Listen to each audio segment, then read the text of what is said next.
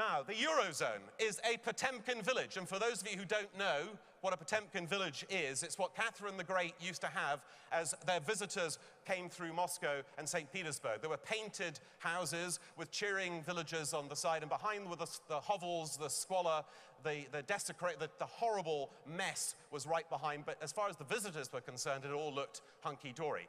The euro is still around 130 to the dollar. Why? I've got no idea. It is the greatest short in my experience, 30 years of trading foreign exchange. I think it's a fabulous opportunity to make money over the next year. And I agree with Nigel, they'll do everything they can to keep it together, but that will result in inflation, it will result in fiscal union, it will result in more encroachment by Brussels into the affairs of private citizens in the Eurozone. And thank heavens, the only good thing the last Labour government did was not to take us into the euro. So, as far as the Eurozone is concerned, we've seen what happened in Cyprus, and Nigel talked about the bailing in, the outright theft of deposits. It beggars my belief, and I'm sure yours, why people in Spain haven't taken their deposits out of the bank, why people in Italy haven't done so, why the people of Malta and Slovenia have any deposits left in their banks at all, when exactly the same thing is likely to happen to them. I mean, are these people lemmings? If you have any money in a Spanish bank, and I do have a little bit, I suddenly remembered, I'm going to Ibiza next week to take it out and spend it on nightclubs and wine, because it basically will be stolen from me otherwise. So the next dominoes to fall, ladies and gentlemen, and I've got some Maltese friends and they're not very happy about this pronouncement, is Malta. Malta's got an even worse ratio of bank liabilities to the size of its economy.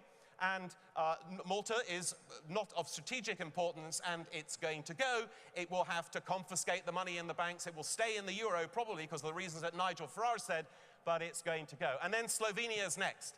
But there is one biggie, which Nigel alluded to, but that one is going to shock us all. And that is the reason why I'm so negative on the euro.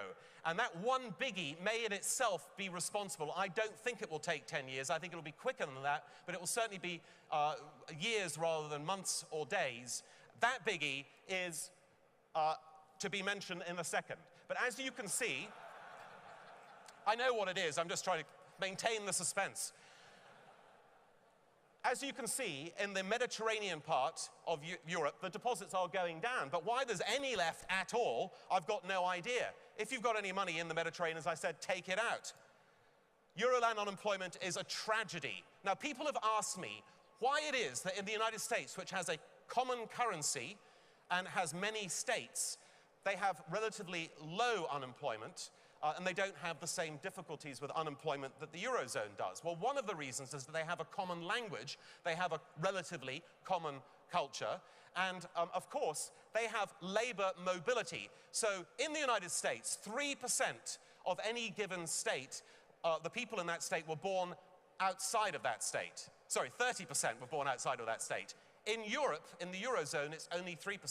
So you might think that the Spanish youth, where 60% of them are unemployed, or the general Spanish population, where 27% of them are unemployed. And by the way, ladies and gentlemen, that's equivalent to the whole population of Denmark. That's what's unemployed in Spain at the moment. It's an absolute tragedy. You might think they'd get on their bikes and go to Germany or to the UK or somewhere where they're entitled to work. But labor mobility doesn't exist like that, and the main reason is language, and the skills required are different in each country, basically.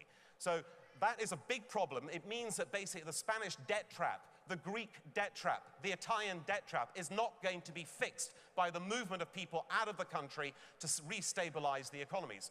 The unemployment's just going to get worse, and it's one of the features of the middle part of my talk that I'll talk about unemployment in particular around the developed and developing world. But it's just going to get worse. There is no solution to this other than these countries eventually leaving a broken up euro. But as Nigel said, that is going to take some time. But in the meantime, we can profit from its difficulties. The basic problem is that France wants to be equal at the table with Germany, but it doesn't want to pay any money because it doesn't have any money. So France, Monsieur Hollande, believes in rigueur, but not austerity. I don't know what the difference is, but it's all Belgian waffle to me, and the rich French are moving to Belgium, as you know, And the Germans don't like paying out, so they've invented this way of confiscating savings by basically just taking them from people's bank deposits. They're also going to do the same to holders of senior bank debt in the Eurozone. I'm convinced of it. They're going to wipe out the equity shareholders of banks, and they're progressively going to steal more and more money from the citizenry of Europe to basically pay for the mistakes that they have made, and Nigel has so eloquently described in his earlier talk. Now, the real biggie, the real problem in Europe is not Italy. We all know about Italy. Italy is actually a rich country. It has huge savings. It's got substantial government debt, but it could be fixed if people paid their taxes. Italy is actually a productive country. It's got very, very good industry in the northern part, and it's been hampered by the fact that in the old days they would just devalue, take in Deutschmarks, convert them into devaluing lira and send them down to the Mezzogiorno in the south, and everyone was happy. That can't happen anymore, but Italy is gradually getting its act together. I wouldn't buy Italian bonds, by the way, that's not a recommendation. But France is in much worse shape than Italy. French debt as a percentage of GDP is rising faster than anywhere else. It's already 90%. It's going to easily surpass that of the United Kingdom. France has never balanced a budget since 1974, if you can believe it.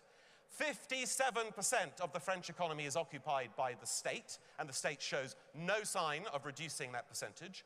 47% of the French economy is taxes, is accounted for by taxes, and you can see there's already a gap there. France's budget deficit is going to get worse. France's trade deficit's getting worse. And yet, Monsieur Hollande, who's basically a crypto-communist, believes that everyone should have more holidays, should retire earlier, should have better pension benefits.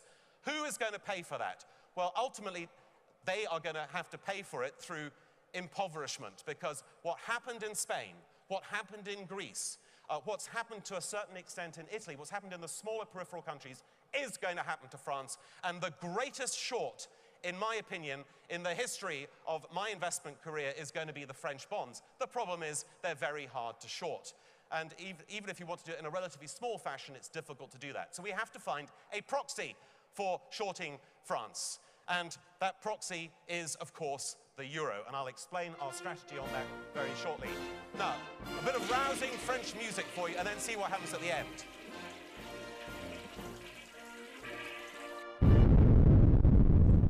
Yes, it's Waterloo all over again.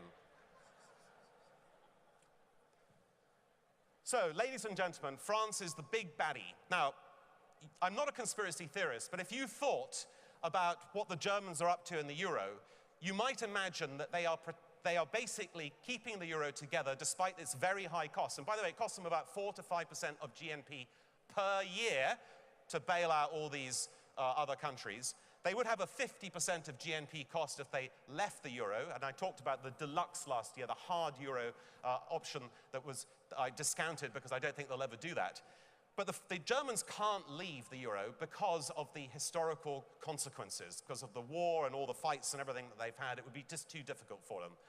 However, if the French were forced to leave the euro, then of course, the Germans could blame it on the French.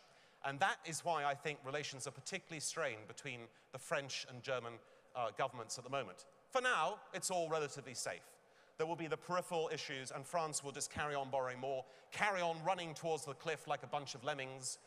But it's going to happen, and it's going to happen in the next few years. So be prepared for that. In the meantime, the euro is the best way of playing that, i.e.